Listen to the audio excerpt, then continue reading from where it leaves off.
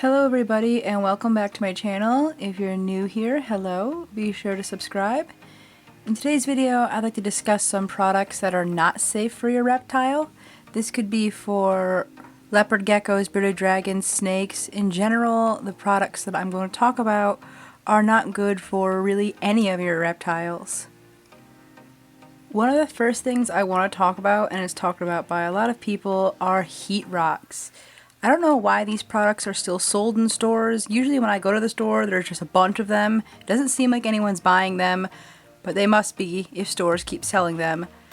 So heat rocks are almost like heat pads you can put inside the enclosure. The problem with them is they can get really hot, and from what I've heard, they cannot be connected to a thermostat. So these products are placed inside the enclosure, they heat up, and your animal can sit on them.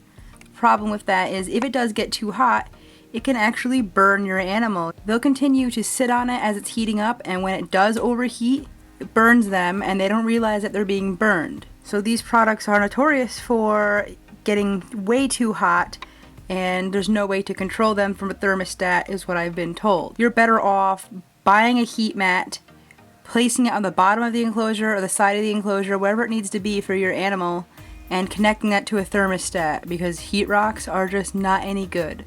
Don't buy them. Another product a lot of people seem to buy would be the nocturnal heat lights, the ones that are red or blue, and they say that the reptiles can't see it. While it might be true they can't see the color red, they can see the light being emitted by the bulb. So we may see it as a big red light. They're probably seeing it as just a general big light shining down on them, and this can affect their sleep cycle, and it's just not good to be shining a light on them 24/7. You're better off getting a ceramic heat bulb if you need to give them nighttime heat, because that will emit zero light and keep the enclosure warm. It's a bit more natural, and you don't need to waste your time buying ugly red and blue lights. Another product that's really bad for reptiles, and I'm not sure why they still sell it, is calcium sand.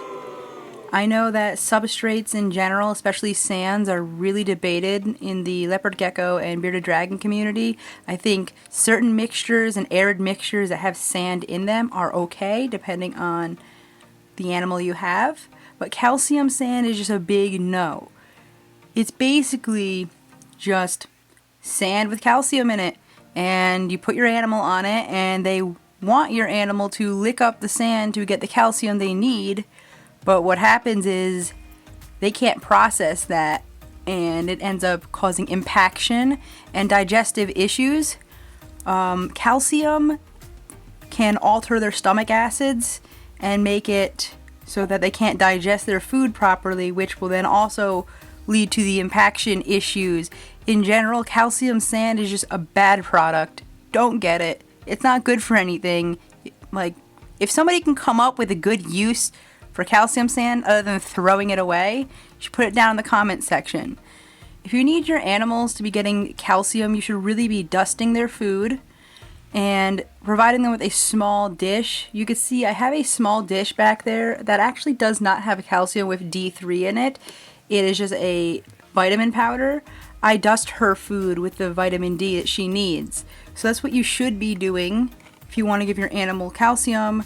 Just dust their food. Don't get calcium sand. It will kill your animal.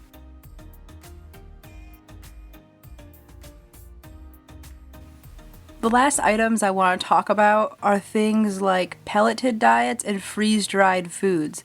The problem with freeze-dried insects is that they lose a lot of their nutritional value once they become freeze-dried, and your animal would much prefer live insects. It really stimulates that instinct to hunt and catch things like they would in the wild, and it's a lot better to be giving your animal gut-loaded insects rather than freeze-dried insects from a can.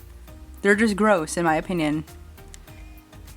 Now, pelleted diets, you see them for things like bearded dragons and turtles and tortoises, and it's just a bunch of pellets that have all sorts of things in them. Some of the things that are in the pellets are not needed for your animal.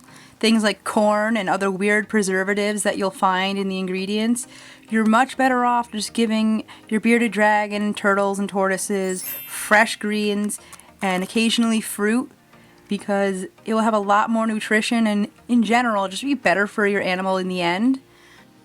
I would suggest just get your own fresh vegetables from somewhere, like the grocery store or some organic shop or a farm stand, and give your bearded dragon or turtle fresh fruits and vegetables instead of the weird dried up crumbly pellets with all these weird preservatives and all these other ingredients in them that your animal doesn't need. Just pelleted diets and processed diets like that are not good, the same way it's not good for people to be eating processed packaged foods. It's not really the best thing for your reptile to be doing that either. So that is it for now. If you could think of other products that you've seen in the store for reptiles that is also unsafe, feel free to comment them down below. Remember to like and subscribe if you haven't already. I try to post on Wednesdays and Saturdays. Lately I've been posting on Saturdays, and I usually post about once a week. Thank you for watching this video, and I'll see you next time.